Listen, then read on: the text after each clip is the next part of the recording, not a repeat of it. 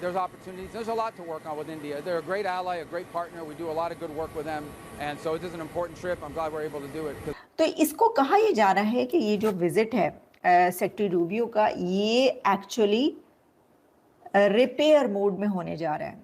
अब repair mode में इसलिए कि जो इंडिया के साथ टाइज हैं वो रिपेयर करने के लिए वो जा रहे हैं। इस विजिट में इंडिया के साथ जो वीक हुई टाइज हैं उनको रिपेयर किया जाएगा। मार्को रूबियो आखिरकार इंडिया जा रहे हैं। That's a big development by the way. वो कोलकाता जाएंगे, आगरा जाएंगे, जयपुर जाएंगे, दिल्ली जाएंगे और 23 से लेकर 26 तक बड़ा 3 दिन 4 दिन का विजिट है।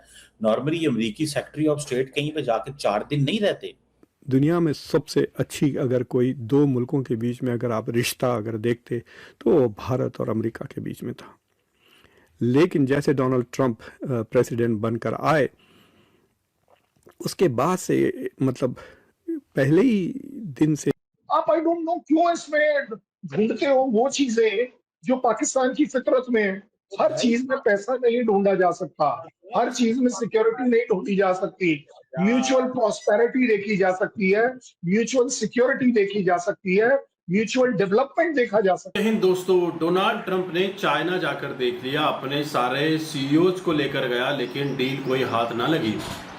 पहले तो ये कह रहे थे कि बोइंग के साथ चाइना ने डील कर ली है, 300 प्लेन खरीदेंगे, 400 प्लेन खरीदेंगे, लेकिन चाइना की तरफ से कोई ऑफिशियल बयान नहीं आया।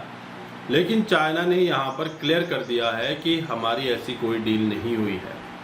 दोस्तों, 40 घंटे चाइना में रहने के बाद डोनाल्ड ट्रंप के हाथ कुछ भी नहीं आया, एक झुंझुना थमाकर भेज दिया गया। और डोनाल्ड ट्रंप को अब समझ आ चुका है कि अगर चाइना हमारा नहीं हुआ तो क्या हुआ, हमें भारत को अपनी तरफ कर लेना चाहिए। हालांकि जनवरी 20 आई थिंक 2025 में जब डोनाल्ड ट्रंप आए थे उस समय तक भारत और अमेरिका के रिश्ते काफ़ी अच्छे थे, लेकिन उनके आने के बाद ये रिश्ते बदहाल होते गए। अमेरिका के सेक्रेटरी स्टेट मार्को रूबियो हैं, वो इंडिया जा रहे हैं और ये एक बहुत ही सिग्निफिकेंट विजिट होने वाला है। बहुत ही सिग्निफिकेंट विजिट मार्को रूबियो का इंडिया का होने लगा है।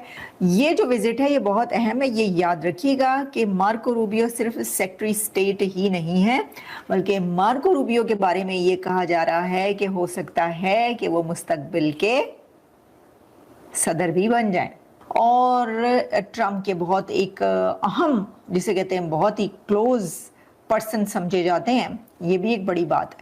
तो इसको कहा यह जा रहा है कि ये जो विजिट है सेक्रेटरी रूबियो का, ये एक्चुअली रिपेयर मोड में होने जा रहा है। अब रिपेयर मोड में इसलिए कि जो इंडिया के साथ टाइज हैं वो रिपेयर करने के लिए वो जा रहे हैं, या वो जब जा रहे हैं तो इस विजिट में इंडिया के साथ जो वीक हुई टाइज हैं उनको रिपेयर किया जाएगा। अब उन्होंने आपको पता है क्या कहा है? सेक्रेटरी मार्को रूबियो ने आपको पता है कि क्या कहा है? उन्होंने कहा है कि India is our great ally, India is our great partner. उन्होंने कहा इंडिया ग्रेट अलाई और ग्रेट पार्टनर है अमेरिका का। तो भाई अलाई तो पाकिस्तान कहा करते हैं कि पाकिस्तान है अलाई, पार्टनर तो पाकिस्तान नहीं है। पार्टनर तो बराबरी की सतह पर होते हैं, जहाँ पे आप भी उतनी ट्रेड करें उतना ही सब कुछ ले दें। पार्टनर तो इंडिया ही हो सकता है, लेकिन उन्होंने अलाई भी कहा इंडिया को। तो फिर अलाई अगर इंडिया हो गया तो पाकिस्तान की जगह कहाँ बची? पाकिस्तान फिर क्या है? Marco Rubio calls India great partner and India is great partner. We want to be able to do more. We were already in talks with them to do more. We want them to be a bigger part of their portfolio. और उन्होंने ये भी कहा। तो उसके बाद मुसलसल भारत और अमेरिका के ताल्लुकात ख़राब होने लगे। अब देखिए तकरीबन 16 महीनों के बाद मार्को रूबियो आ रहे हैं 2-3 दिन में भारत। वहाँ पे क्वाड की फॉरेन मिनिस्टर समिट होगी। तो अब जो एजेंडा लेके आ रहे हैं मार्को रूबियो, ये बैकग्राउंड के तहत आप समझ रहे होंगे कि भारत के साथ एक ट्रस्ट का फैक्टर आ गया है। भारत के जो थिंकर्स हैं, जो थिंक टैंकर्स हैं, जो भारत के कमेंटरी करते हैं, जो भारत की स्ट्रेटेजिक कम्युनिटी जो है, वो कहते हैं कि जो भारत का और अमेरिका के बीच में जो 20-25 साल से जो रिलेशनशिप बेहतर हो रही थी और ट्रस्ट बिल्ड हो रहा था, वो बिल्कुल ख़त्म हो गया। India does not trust America anymore. तो ये एक बड़ा इशू है। दूसरा चीज़ ये है कि एक सवाल ये उठता है कि व्हाट हैज़ चेंज्ड। तो मेरा असेसमेंट ये है कि अमेरिका की जो ग्रैंड स्ट्रैटेजी है वो बदल गई है। वो अब चाइना को कंटेन करने के लिए इंडो पैसिफिक का मेन इस्तेमाल नहीं कर रहा है।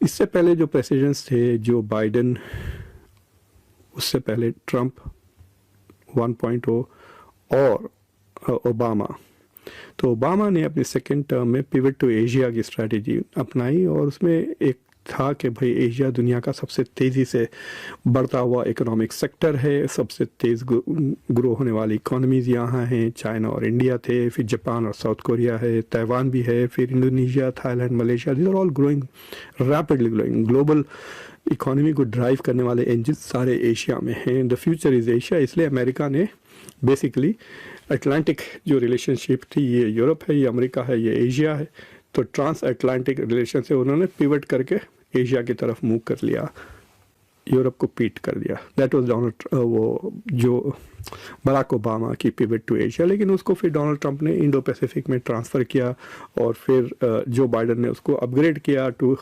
Head of state level. मैं इसी तरह आपको समझा रहा हूँ, Quad is not India centric.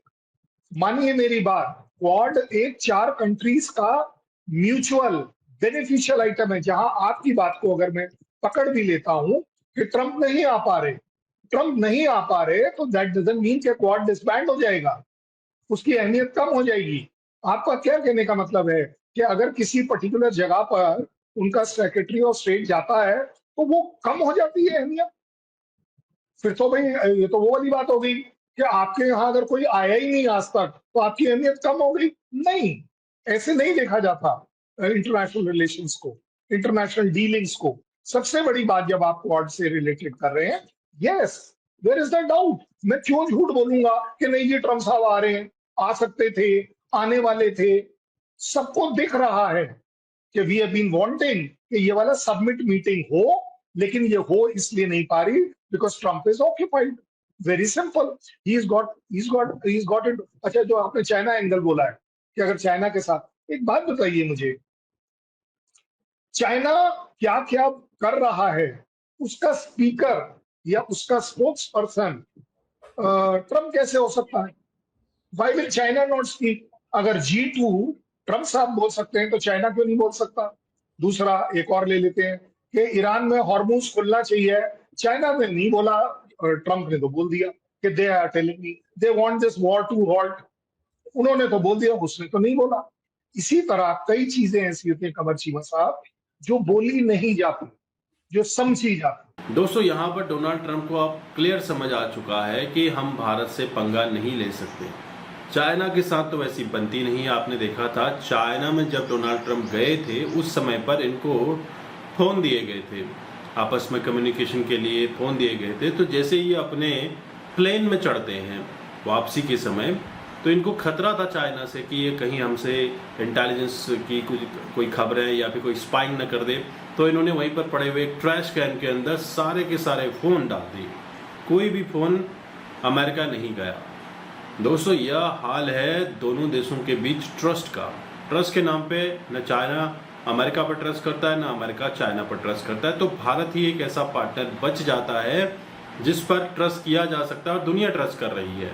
और भारत ने ना अभी तक किसी का ट्रस्ट तोड़ा है। और ये भारत ने क्लियर किया है कि जो हमारा अलाई होगा, जो हमसे दोस्ती रखेगा, जो हमारा ट्रस्ट बरकरार रखेगा, हम उसका ट्रस्ट बरकरार रखेंगे। दोस्तों, इसी सिलसिले में मार्को रूबियो आज 23 तारीख है मई की, 23 से 26 तारीख तक भारत में विजिट करने वाले हैं। कोलकाता, जयपुर, न्यू दिल्ली, अलग अलग शहरों में जाकर ये विजिट करेंगे। और मेन मकसद है इंडिया और अमेरिका के बीच जो रिश्तों में तल्खी आई है डोनाल्ड ट्रंप की वजह से, उसको रिपेयर करने आ रहे हैं, वीक टाइज को रिपेयर करने आ रहे हैं। लेकिन ये भरोसा टूटा है और इस भरोसे को रिपेयर करने में सालों साल लगेंगे। जिस तरह से अमेरिकन कह रहे थे कि हमने भारत को अपने करीब लाने के लिए दशक लगा दिए। तो क्या डोनाल्ड ट्रंप अपने मिड टर्म इलेक्शंस के चलते ये सब कर रहे हैं? क्योंकि नवंबर में मिड टर्म इलेक्शंस होने हैं और ऐसे में अगर भारत उनके साथ हो जाता है तो क्या Donald Trump mid term election में जीत जाते हैं? अपनी साख बचाने के लिए डोनाल्ड ट्रंप ने मार्को रूबियो को भारत भेजा है और ऐसे में पाकिस्तान परेशान है। और पाकिस्तान जो सोच रहा था कि हम सबसे फेवरेट कंट्री हैं, आज डोनाल्ड ट्रंप की नज़रों में हम फेवरेट बन चुके हैं और हम जो चाहेंगे अमेरिका वैसा करेगा, लेकिन ऐसा कुछ होने वाला नहीं है। और पाकिस्तान की रेलेवेंस है, ये चीमा साहब कह रहे थे, लेकिन यहाँ पर पाकिस्तान की रेलेवेंस धोबी के कुत्ते की तरह हो चुकी है। धोबी का कुत्ता घर का न घाट का वाली सिचुएशन अब पाकिस्तान की होने वाली है। ये पाकिस्तान को क्लियर कट समझना चाहिए।